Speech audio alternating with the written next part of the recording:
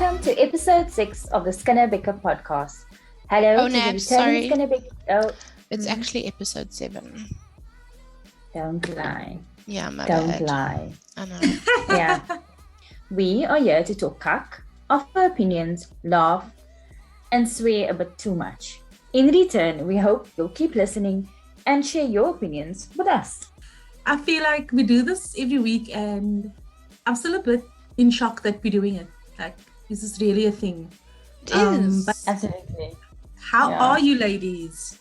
I am so good. Guys, I just want to say that, and I know I said it last night as well, but we, excluding this episode we're recording now, we have one more episode to go till we finish season 1. And I was listening to our first episode yesterday, and then I was listening to our latest episode, and we have gotten such a nice groove. And I just want to say I'm so proud of us. I'm so proud of us. Yeah, well done, well done. I would not even dare listen to episode 1. It's so cringe, I feel. But I feel like if your first draft isn't a massive cringe, then you're not doing something right. Because my friend told me she listened to the first one. Obviously, I told her to listen to it. And she said she couldn't get through the first 10 minutes. And then she said she listened to Toxic Friendships. And she said she loved that one. She's like, I can hear you guys. Yeah. Comfortable, confident. So we're definitely getting better. And people are noticing. For sure we are. Yeah. Okay. How's Thanks everyone's for sticking week with us, been? guys. What day is it? It's Thursday. Oh, okay. I know which day it is. Oh, fuck. I've had an okay week. Yesterday was really like shitball cuck, but I had a good evening, and where I had time to relax and really just realign where I was at because I felt so scattered. I've been having so many samosas. I'm so jealous. Guys. Nothing. Like my sister-in-law makes the most amazing samosas, and oh my god, it's like crack to me. No man, don't tell me these things. What is chicken or mince, or is it like? No, she made a cheese. She made a cheese one yesterday, and it was so good. So I used to live in Norway.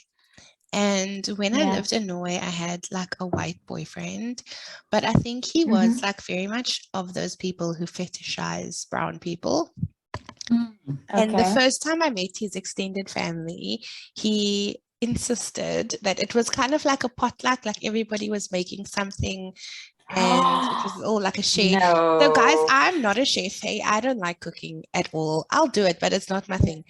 And he insisted that I make samosas, and I was like, I don't know how to make samosas. And he's like, no, I'm sure you can do it. And then he went and he bought the phyllo pastry and everything, but it was the wrong phyllo pastry because it was from the Asian grocery store right by our house, which was for like Chinese wontons.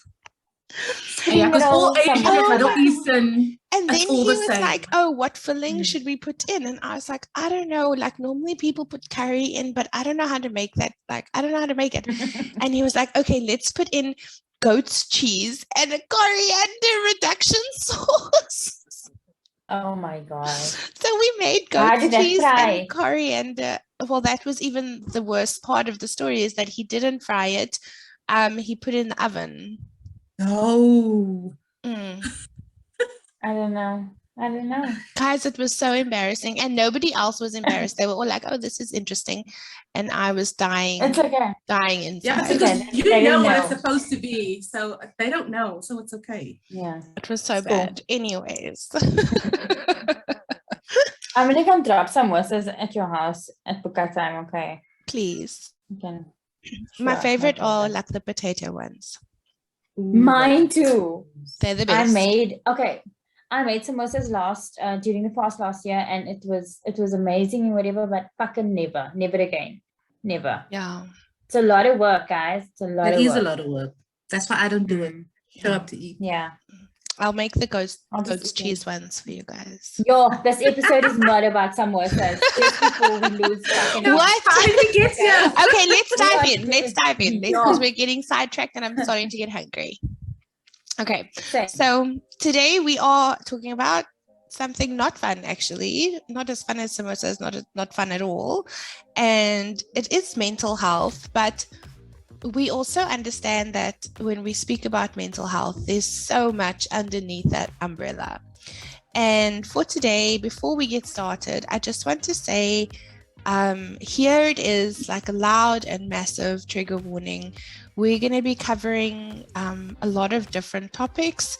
And these topics, if you are someone who is triggered by conversations around gaslighting, if you're someone who's triggered by conversations about mental health in the colored community, if you're someone who's triggered by suicide, depression, then you might want to really consider how far you dive into this episode.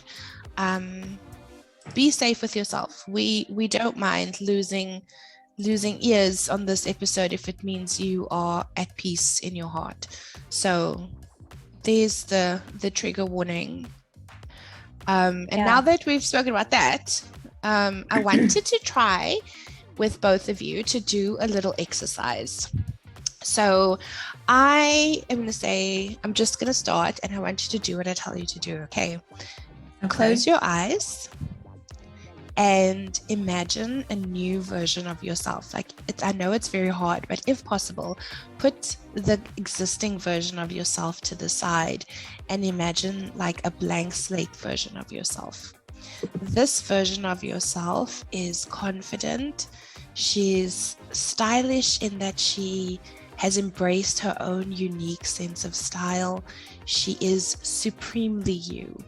And now, as an adult, this version of you has the ability to explore all of your interests and all of the ways that you choose to express yourself. Why?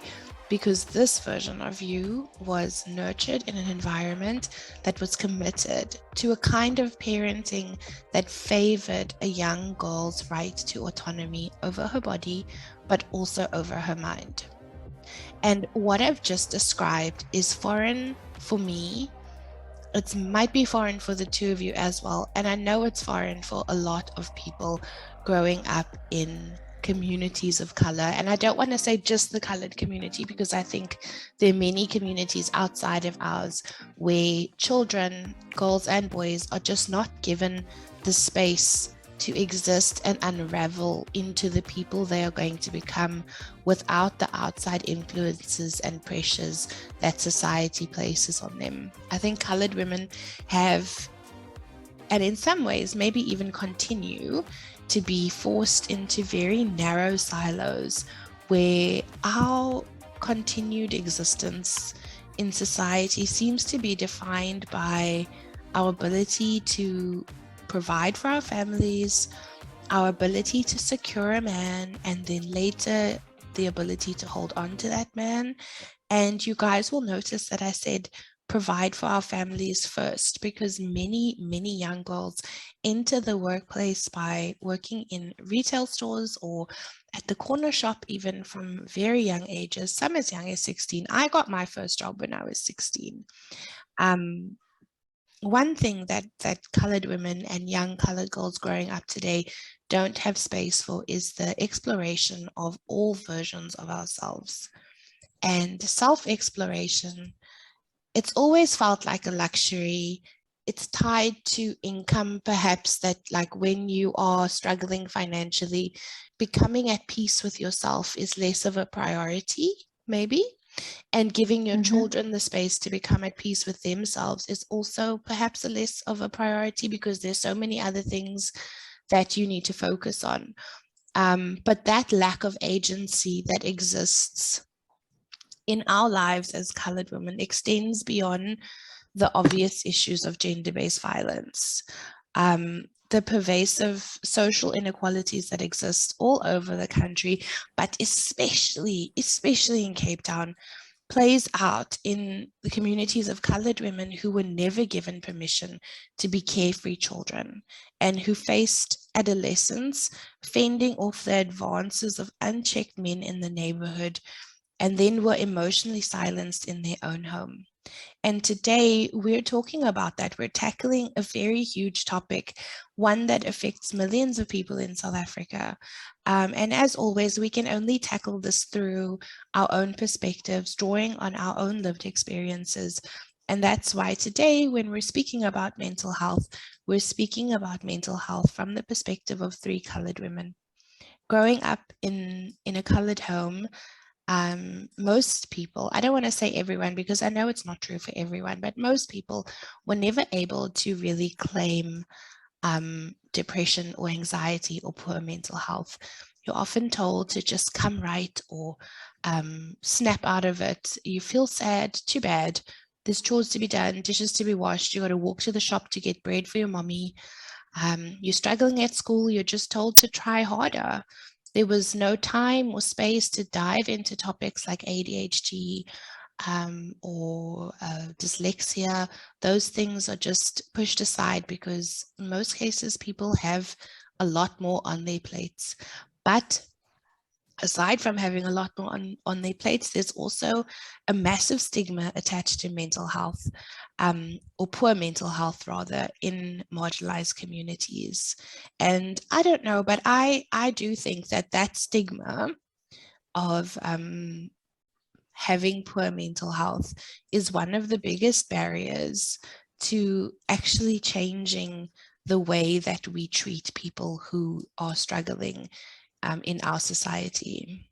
I want to say that we're going to dive in, guys, but we would need a whole new podcast just dedicated to this topic to truly do it justice. So today we're just wading around in the shallows, and we're talking about why we as a community are so stunted in terms of our education around mental health. How much does our current way of life contribute to the rising wave of people who are struggling with poor mental health? And what does it really mean to be poor and struggling in South Africa? Wow, that's a lot. Yeah, that's a lot. It is a lot. And like, where do you even start? Like last night, I sent you that WhatsApp where I was reading the links of the articles you shared, and the statistics were so shocking to me that there is literally, there's no funds allocated to mental health, especially in poorer communities, in rural communities. People do not have access to it. And how do you even, like I was saying, how do you even know you've got a mental health problem if no one talks about mental health? You're literally just thinking you've got a string of bad days, or this is just bad luck. And we have to accept that this is how it is, but it doesn't have to be. But you're not even big enough that it doesn't have to be this way. You don't have enough knowledge with you. Yeah, and I think that people struggle so much, hey, like in communities across South Africa, beyond just the colored community. But that struggle has become so entrenched in the way that you live that you don't even really realize that it's something wrong. You know what I mean? Like everything's everything's hard, everything's a fucking struggle. So when you have a bad day, it must be so difficult to sit down and actually identify or put a name to your depression, because why the fuck wouldn't you be depressed? Everything is so difficult. Yeah, and obviously poverty is linked to poor mental health because you're in a constant struggle survival mode. Yeah, obviously you're going to be depressed about it, but that doesn't even take into account any other mental health issues that you might have on top of your daily poverty struggles. Like if you have ADHD or dyslexia, or you on the spectrum, or schizophrenia, like there's all these other mental health illnesses and issues that still possibly added on top of the normal, oh, I'm poor and life is hard. So where do you even start though? Where would you even start? Because if you cannot identify that this is not a sadness that's going to pass, or it's not just that I have bad luck and bad things are always happening to me, it's actually in my head and I need help. As the individual, you imagine you growing up in an area that's gangster ridden, or just a typical Cape Flats scenario where you're coming home from school and you are cooking the meals because your parents are working, where you are taking care of your younger siblings. I mean, I was cooking pots of food when I was 14, you know. I love it because now I can cook, but it also meant that after school, that is what I was doing. I was not doing what being a child, 14-year-old. Yeah. So if I even struggling, was I struggling at that time, or did I just accept it? This is what happened. This is just, you know? This is normal. But you were robbed of your childhood, Nabs, of that carefree. And yeah, so that to say robbed is maybe, I don't know, like it's maybe a bit unfair, because if you think about it, hey, we all live in households where, whether we are come from single or dual parent households, we all come from households where our mothers had a lot on their plates. Yes, definitely. And more than we can really like wrap our heads around, because we don't have that much on our plates. And so is it fair to put those responsibilities onto your older children? No, but what else are you supposed to do? The choice. Yeah. And so also I feel robbed is harsh, because I was still afforded opportunities to feel like a child, and because I was a child, you know, and whatever the case is, but I did not grow up ever thinking about mental health. No, that was Smalman, you know. So I the did. people that's in Valkenburg, like only mad people, whatever, go to mental health. Valkenburg has this, you know what Valkenburg is, you know, to the colored community, and growing and up Lenteghier. Wow, you know, that's in Malays. I have family that's like, you know what I mean? Yeah. Even the words we were using to talk about it back then was so problematic. Yes. And it's like mad and insane. Yes. And if you were having a bad day, just make dua, my girl. Just make dua. Just get on your Muslim, pray to Allah. And absolutely, but to me, it was like, what makes you think I haven't done that? I'm still coming to you and saying, this is where I'm at, you know? But my first acknowledgement of the first time I realized that something was not right was after my divorce. And how old was I? So I was growing up probably, and there was so much going on, but I was just winging it because I thought, you know, this is what it is and whatever. But I'm sure there were moments of, I'm not dealing with this. And I could have, had I had access to the resources that showed me that, you know what, it doesn't have to be this hard. It's not supposed to be this hard, and help. It could have been better, you know? Totally. I think it's not just the access to resources, Nabs. It's like we didn't even know about access. Yes. Oh, for what? Know about. Yeah. And that's something that I said to Shahina yesterday, where I was saying to her, like, oh, imagine the journey to treatment, right? But before you can even take that journey to get treatment, you need to be aware that you need the fucking treatment. Yeah. And let me tell you guys, I used to work at Red Cross, and the process, they have a mental health section of Red Cross that's like on the other side of Rondebosch Common.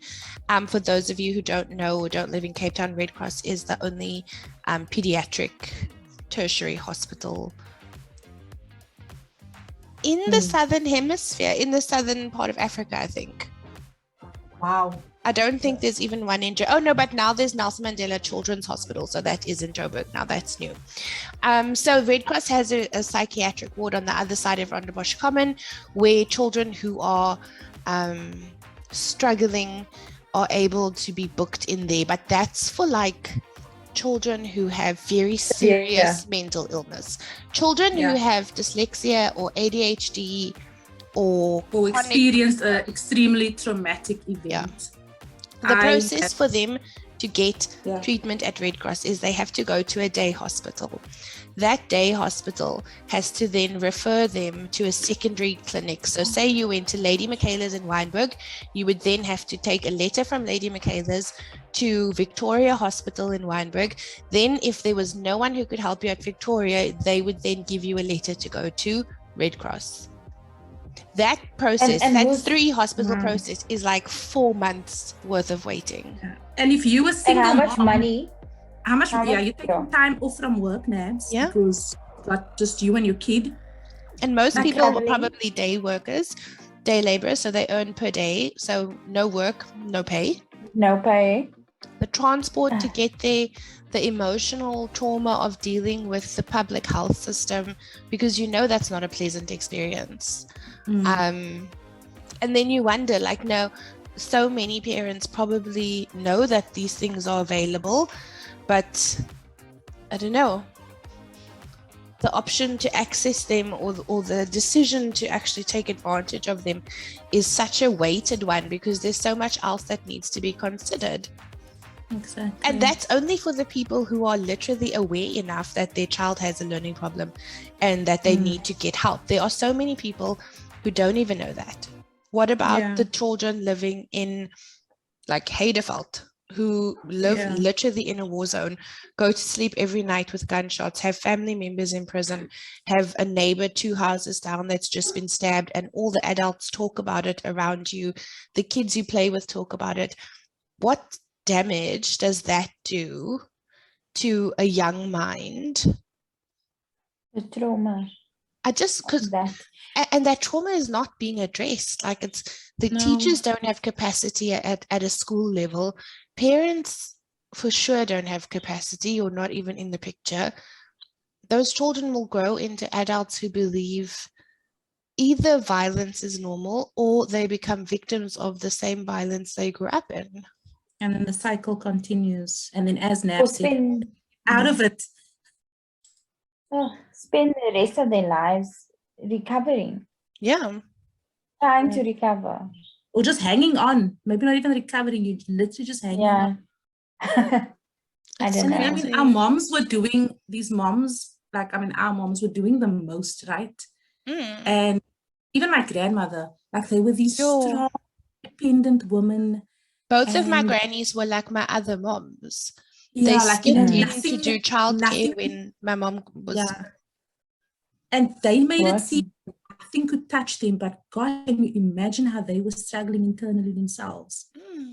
Can you imagine? Can you fucking imagine? My grandmother was a single mom of 7 kids. How? No. When I became a mother, I think it was then when I realized what it must have been like for my mom, and growing up was, I was the only daughter, and I know I went through a phase where I was rude to her, and and when I think back to how old she was at the time and what she had gone through, she had lost my brother. He was 16 and she was, I won't say how old she was because then you'll know how old she was when she had me. But she was so young. She was so young. And a lot was going on behind the scenes that I was sort of aware of, but I didn't understand until I was married and had kids of my own. And it broke my fucking heart because you were meant to be raising me and working full time, managing a household. And that is a lot of pressure at that time. And where we were historically, there was a lot going on also. Yes. So fuck, man. And it was also available to them. When we were growing up, right? I think it's just generational curse that we all suffer. We cannot say that we got away with not scarred by what was happening, So it was just handed down for sure and not addressed. Something that I Yes. often think about as well is how, like, my mom was also a very young mom. My elder sister was born on my dad's 21st. I think my mom was 19 when my elder sister was born. And by the time she was 21 herself, or 22, she had 3 kids already. But what I often think about is how our parents, our mothers specifically, were very young mothers, but they also existed in a time where the media didn't acknowledge women. There was no conversation about self-care. There was Yes. no conversation about treat yourself, look after yourself. Being a good mom means being good to yourself. Those are new conversations. Yeah. Those are conversations that I get to enjoy as a parent now. But when my mom was growing up, anything she did for herself was so guilt-ridden. And I remember, Yes. I remember her like saying to us, oh, she was out buying clothes for us at Ackerman's once in Darling Street. And she saw something that she liked. And she said to my aunt, oh, it's fine, she's not going to get it, because she had to get stuff for us. And I went to the shops yesterday to get stuff for my daughters. And I bought myself a jersey that I didn't need, but I liked it. And it was cheap. And I bought it because I felt like I wanted it. And I didn't feel any guilt. And the absence of that guilt is such a privilege. I think the messaging to women back then was about you sacrifice everything for your kids. That's the good mother. Is that's how you define that you empty yourself for your children. That's what. And that's also the example that they got from their moms, because being a person of color in the 70s, 80s in South Africa, you probably didn't have access to media. Like, you had the ads you saw while you were in transit, but you didn't necessarily have money to buy magazines. Maybe you had a TV. I know my mom and dad had a TV, but most people didn't. But you weren't bombarded by advertising like we are, but you were hearing from your mother and your aunts, and you had the example of their marriages, which were also very, very service-based. You don't complain, you endure, you are the glue that holds the family unit together, which is just, I believe, such a fucked up mentality. The expectation, and I think it's insane what was expected of these. And I think that, I know that my mother maybe not struggles, but sometimes I'm sure she's thinking, wow, must be nice, because to have my kids, I mean, they're 12 and 10, and I do a lot for myself, because I know if I don't, I know that I need to take care of myself. Yeah, but we know that, like, it's not even like, if this then that, we just know, like, intrinsically that is how we are able to continue being the best versions of ourselves for our kids. But for her to see that, because that was not at all the way it was done back then. Her experience, So Nabs, it's so interesting you mentioned that about your mom. Just before recording, I did like a quick 5-minute chat with my mom, and I said things that you wanted for us, like you seeing us live that. And I think sometimes it's for you to just accept that we buy things and we rest, we literally rest and do nothing. I don't need to in my hand. We spoil ourselves, we take care of ourselves, and she wants that for us, obviously. But I think they were so used to the cycle of, I don't know, that mentality, that mentality. They were so used to that sometimes it's hard for her to see, oh, there is a different way. You can actually take care of yourself, and it's okay. And it is okay. And I remember I sent you guys that TikTok video as well, where that woman was saying, in order for you to really give your children the childhood that you didn't have, you have to really acknowledge those feelings of guilt, and not necessarily guilt, but sometimes resentment, maybe, and anger at the world you've created for your children, and why was that world not ever offered to you. And it's true for us, but it's also true for our parents. Like Mm-hmm. they put us out there in the world and they want us to have a better life. But watching us have that can sometimes trigger a lot of pain. Yes. Yes, absolutely. I mean, shit. It's so hard, guys. I hope that my daughters never struggle with this. I hope that by the time they're adults, I've also learned and grown and developed, and I can be an adult mother to adult children who has worked on herself. But I think even if they were to struggle with anything, the space is there for them to hear that. Yeah. Like They we're not would holding know how. in colored communities, we don't hold space for people with We don't. And that's not a generational thing, you know, that's learned behavior. Yeah. Even now, I mean, literally it's still happening. Look at that video, guys. There was that video of that little girl in the classroom with the teacher. She was having an argument with the teacher, right? And the teacher filmed it. And I don't want to comment on the actual video, but the comments on Facebook, that child needs a hiding. How are people raising their kids today? There's no respect. All of the comments were so negative and so much about the child's behavior.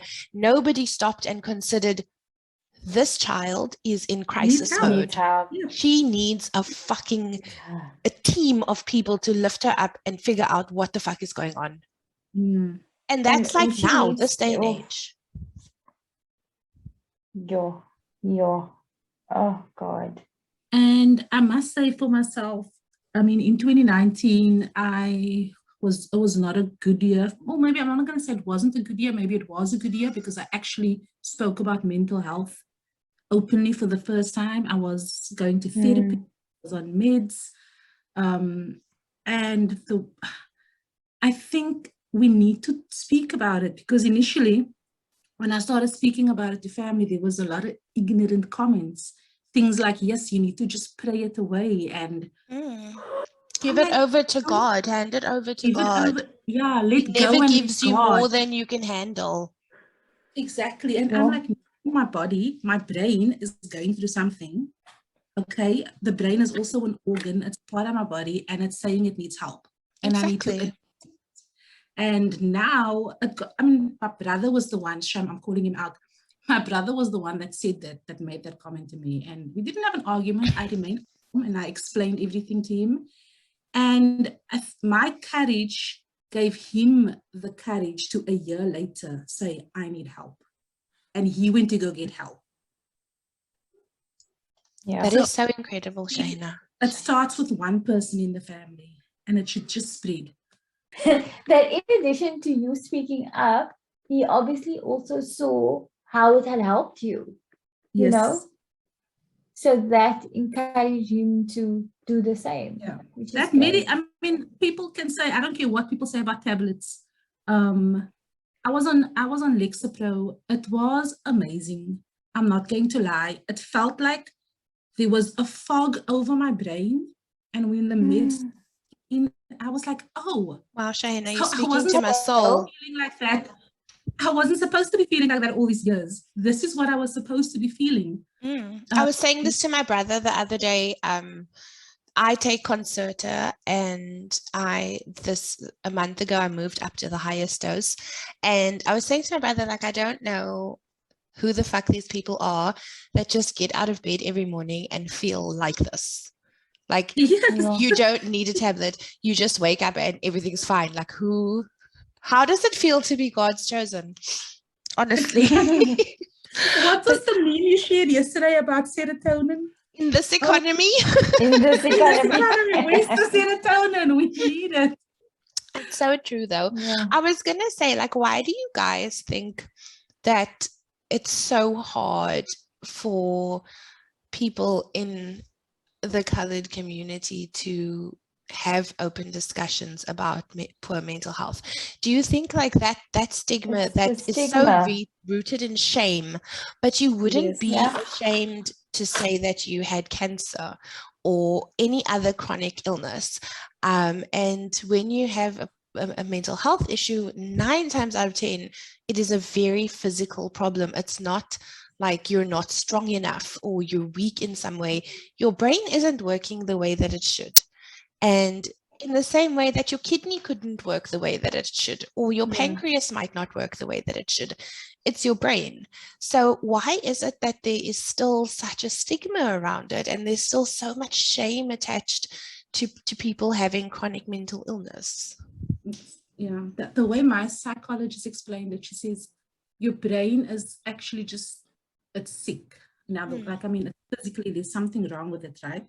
And in the same way we would address any other body part. But the thing is, if you don't treat the brain, it leads to other health issues. So now you've got heart disease and other things which could have been prevented if you treated the initial problem. Yeah. Initial issue, which was your mental health. But it's just that, it's the lack of awareness that this is what it is. It's not that I'm well.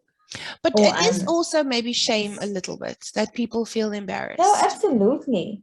I mean, yeah, because now you're not strong enough. Oh, you can't handle life? Really? Yeah. What about those policemen who shoot their partners? Do you know, guys, that there is open and accessible counseling for all police? All they have to do is just go to it. Every station. But the shame, I'm sure their colleagues, I mean, the shame, what they have to face if people know that they're going, so they don't go. And then I can't, you know what, I cannot believe how common that is. It's so common, guys. How common. And you know how many colored police do it? Just do, like, I'm going to send you guys like an IOL search and just show you. There was a guy in PE 2 weeks ago. His girlfriend broke up with him and he shot her. There was a series on Showmax, it's called Opseer se Spoor. So the journalist, I can't pronounce her name, but she's fucking amazing, right? So she revisits stories that she's done in South Africa, but I'm telling you, gruesome and really just, oh my word. I'm talking about like Courtney Peters, those type of killings, beheadings. So it was mostly child victims, okay, whatever. But really intense, that shook the country. I mean, we have crime on the daily, we may not be hearing about everything, but these stories were in the media. Why am I talking about this? One of the stories, or a lot of the stories obviously was GBV around, like, whoa. But one story that stood out to me was the police officer who killed his girlfriend, and how he used his rank at the police to do what he did. And I mean, obviously he was not well. And I think his colleagues knew that he was. I was just going to say, you know, he wasn't sick in a silo. There were people around him every day who saw and interacted with him, and on some level they must have known this is a ticking time. So there as well, when you notice that somebody is not, she's not okay, he's not okay, what is your responsibility? When I got divorced, right, I was, in my mind, I was extremely sad, obviously, because of what had happened, and it was the loss of a dream, right? So I was so sad that I was on autopilot, and I will never forget that this one. So I was going for my KPI, and I was sitting in my manager's office, and he said to me, your colleague came to me and said she's very concerned about you because she noticed these things. And I had not noticed that I was doing that or not doing that, or, you know, and I'm forever grateful because I immediately just took action, because I knew that I was spiraling in silence and also in the shadows. Do you know what I mean? Yeah. See, but that was someone acknowledging that there's an example of someone acknowledging an holding space. And yes. Attention. You know, so I mean, you don't have to go to the person. So if I don't have to go to you, Shaina, if I'm noticing something's not right, I can then go and say and do it in a way that is not more harmful to the already sensitive situation. Yeah.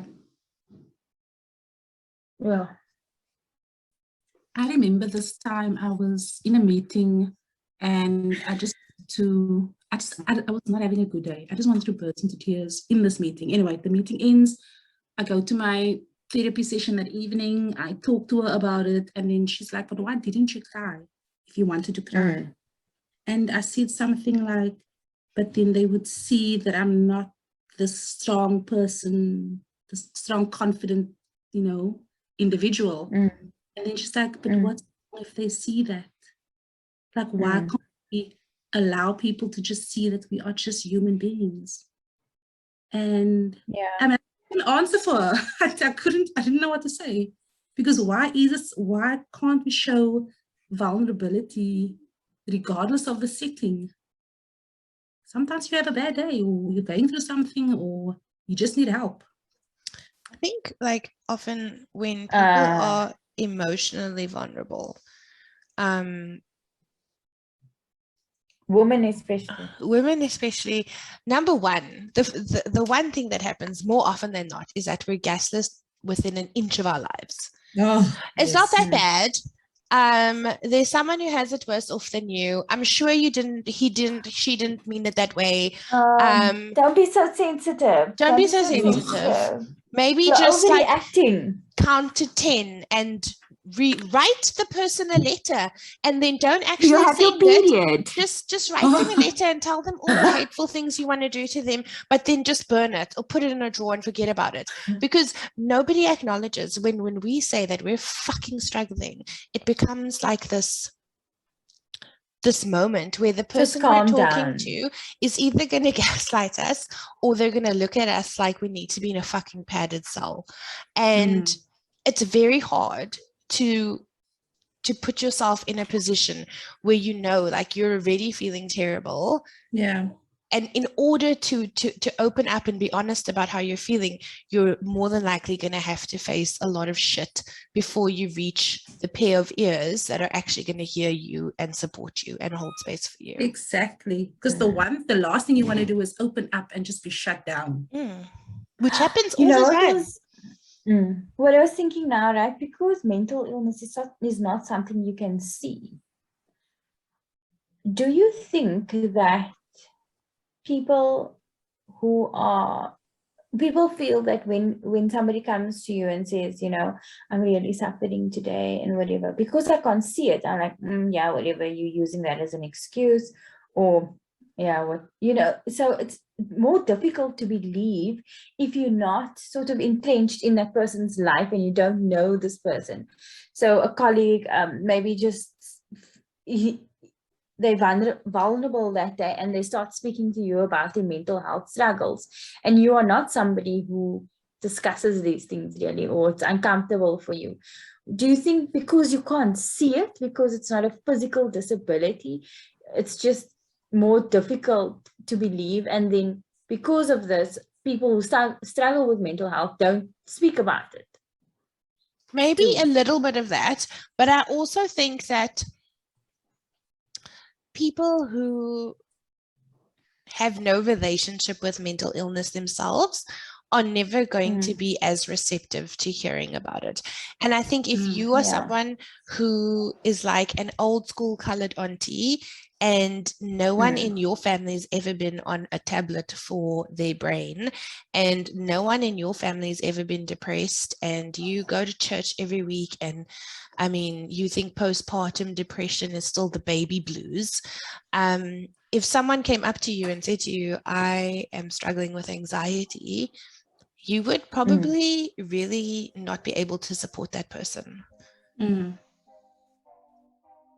Definitely not. So it's a lack of mental health exposure to mental health Yeah. issues that you had in your own And a life. lack of understanding of what it is. And in some cases, even an unwillingness to understand. Yeah.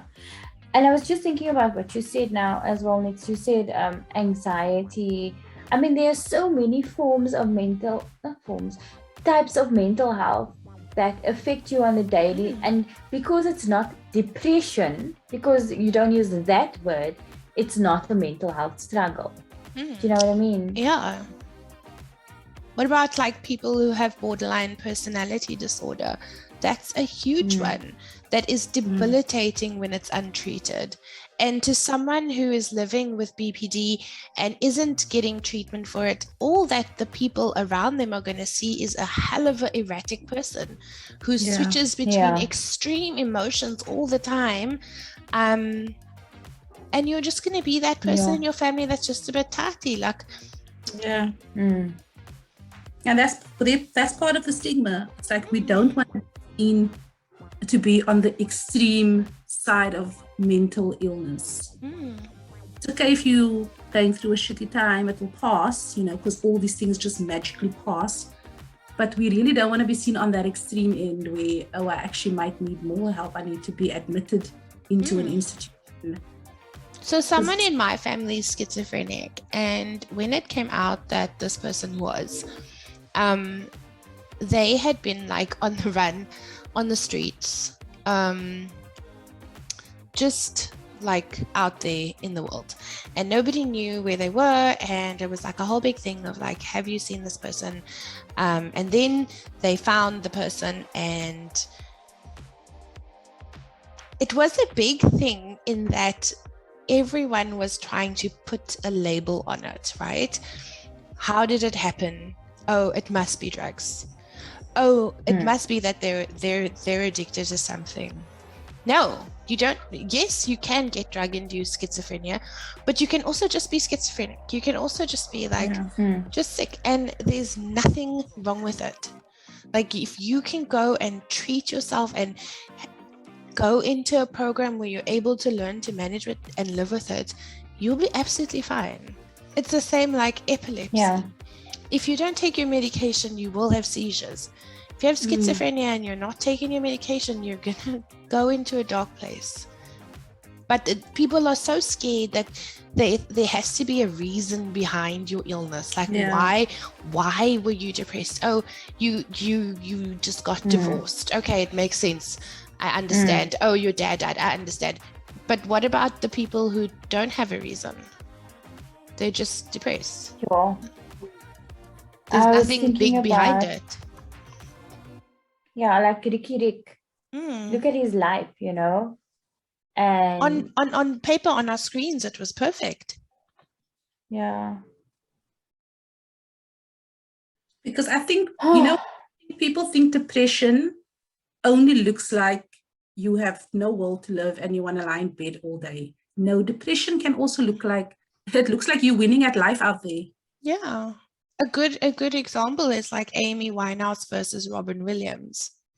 Amy Winehouse's death was so upsetting, but I don't think it was shocking.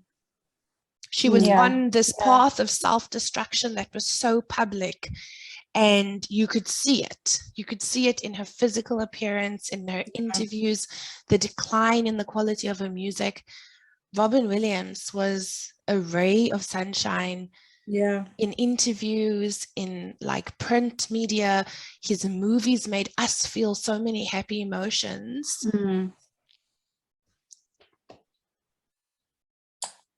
It's crazy, guys.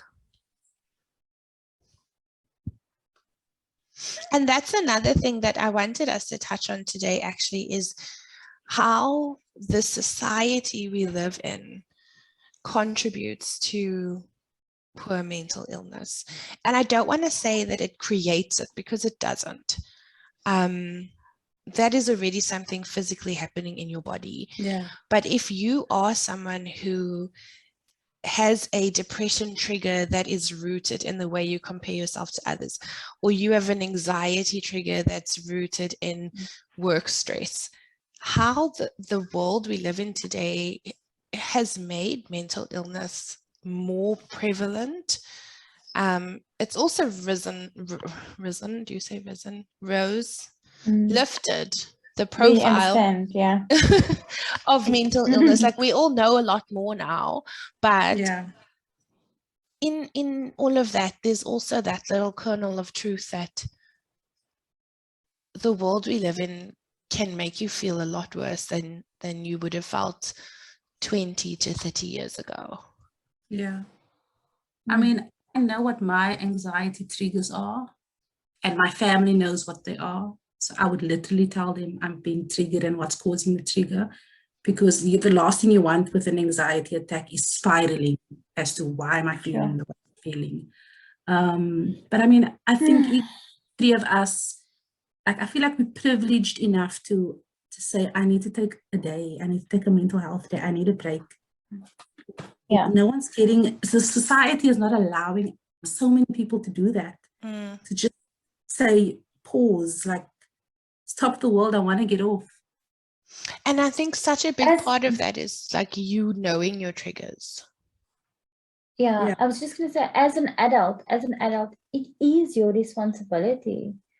I mean, I can say that sitting here knowing that I can take mental health days and whatever, but and it's obviously it's harder for other people than it is. I mean, it's not as easy as other people as it is for me at this point, I'm sure. And for me to say it is your responsibility, but it is. It is, because if you don't, then who must? Who will? Nobody else can. Exactly. And I mean, I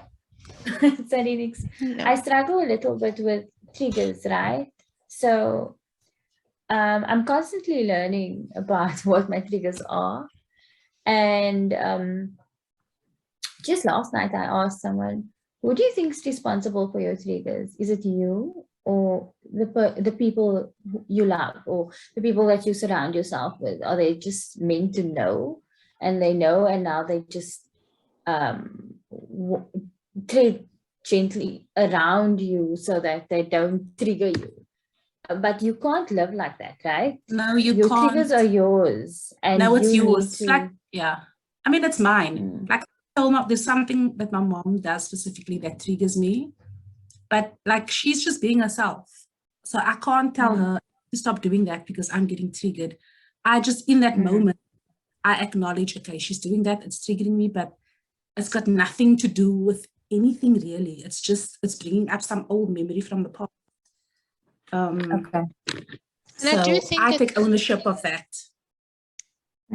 It's our responsibility. No, I was going to say it's our responsibility to manage our triggers. Like, we can tell the people that we love, and to some extent they have to, because they love us, step in and say, I'm going to do as much as I can. Like, if you say to me, I have a massive trigger around X topic, I will try my best to never talk about it, or to tell you, hey, I want to talk about this, and maybe don't listen.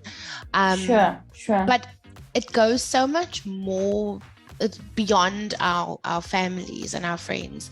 And one part that I've become really serious about is social media, and unfollowing and muting accounts that trigger things in me. Because I think so often people get on like Instagram and they will see things that make them feel like shit, and they'll complain about it publicly. They'll be like, I think Instagram is just too curated and everybody's posting a fake life.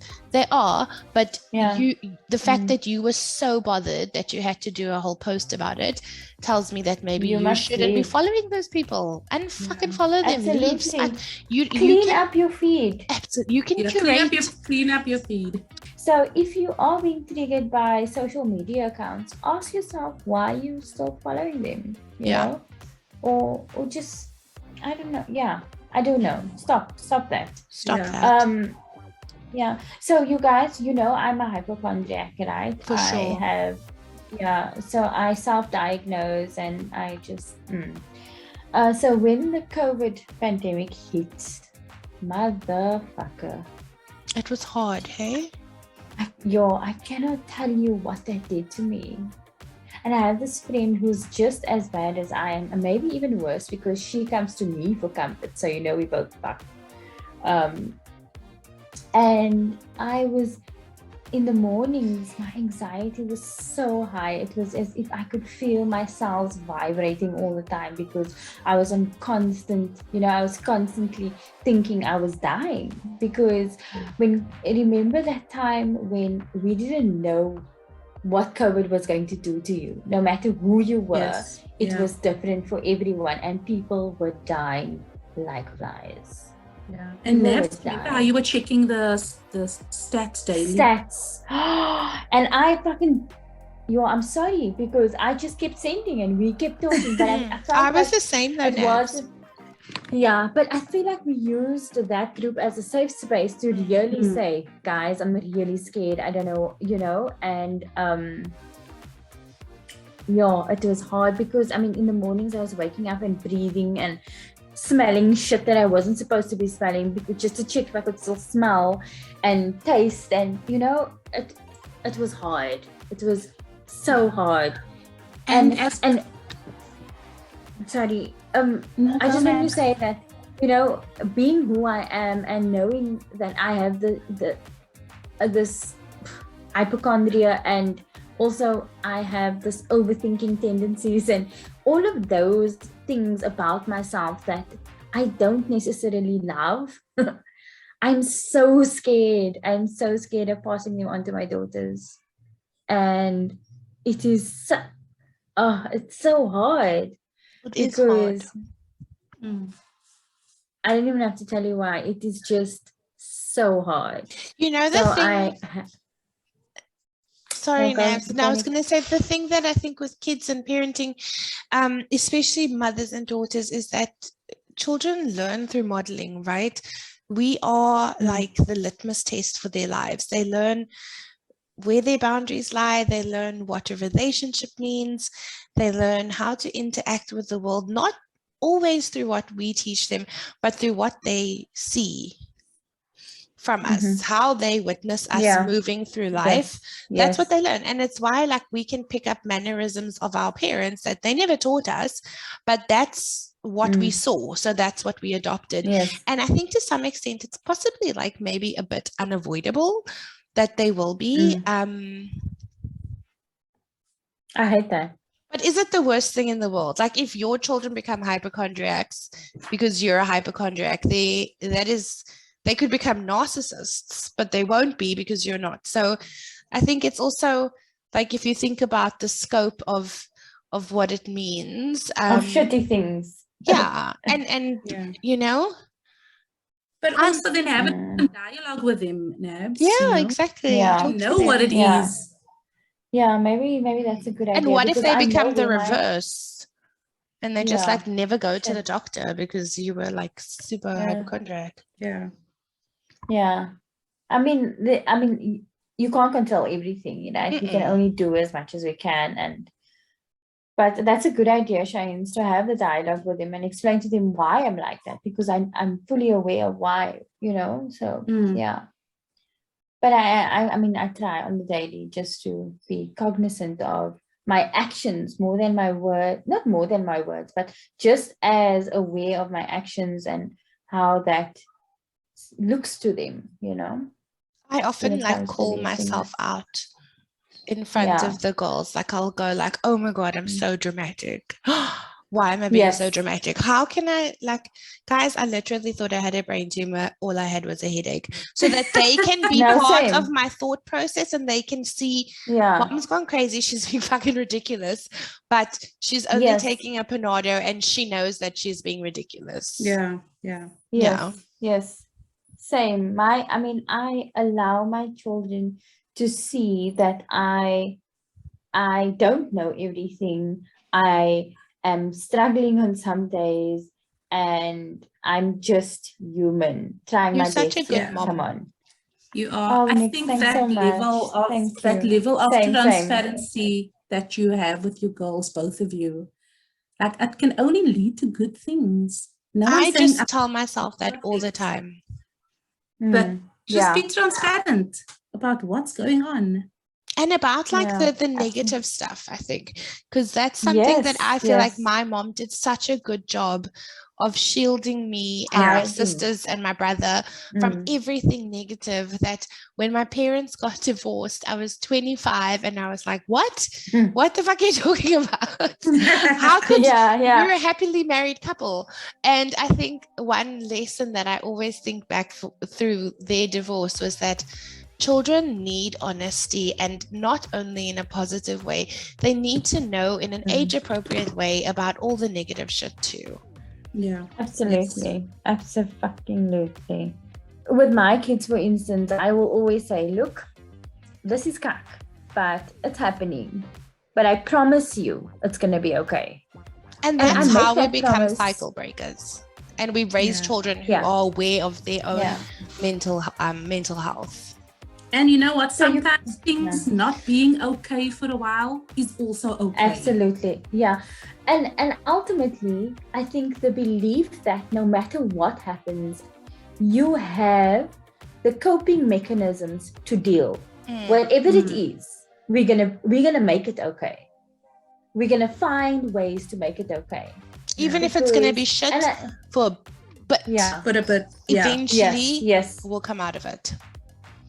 And you know, I just want to talk about that a thing where in the Muslim community, for instance, when we talk about mental health, and they'll say, maak net dua man, maak net dua.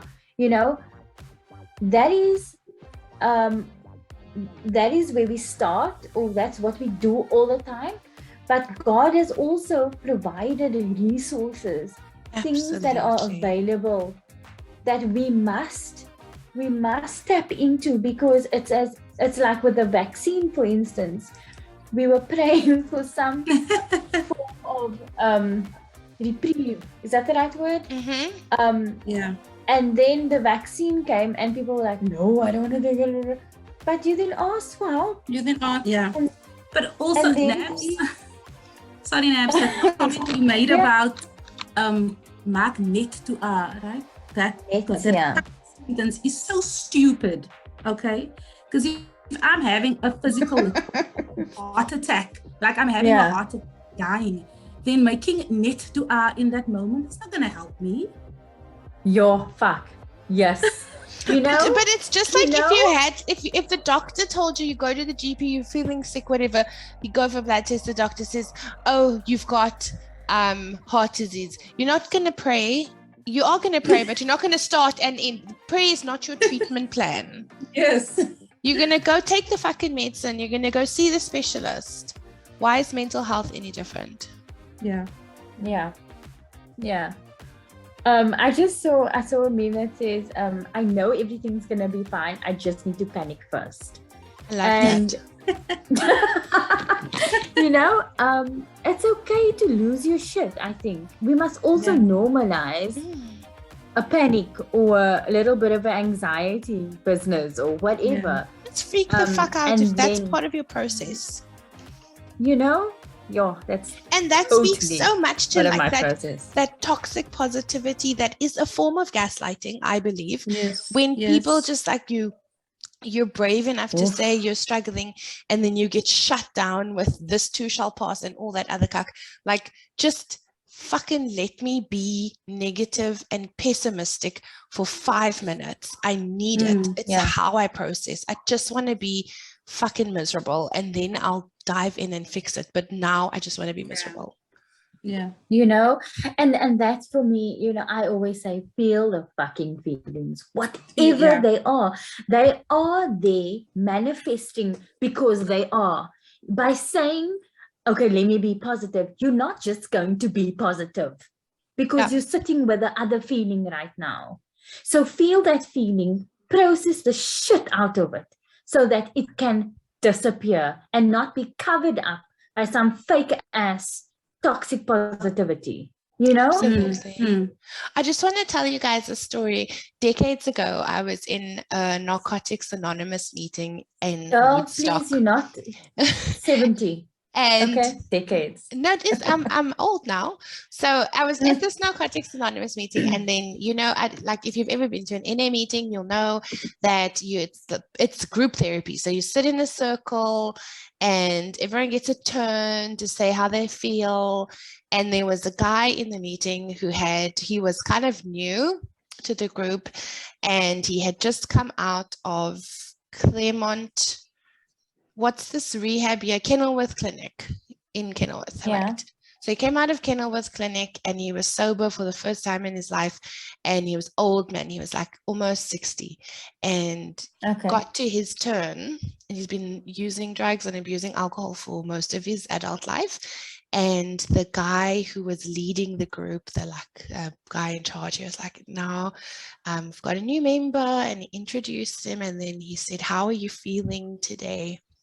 And this guy said, "I'm feeling shit because for the first time in my life, I'm feeling shit." And he didn't realize how much his substance abuse had suppressed his ability to process his emotions. And he was sitting there in rehab and in our little group chat, and he was feeling feelings that he hadn't felt since he was young in his 20s. And it was like an overload of emotion that he never gave himself the space to deal with. And this is why we must allow ourselves to feel cuck, Nikki. Absolutely. Just feel it.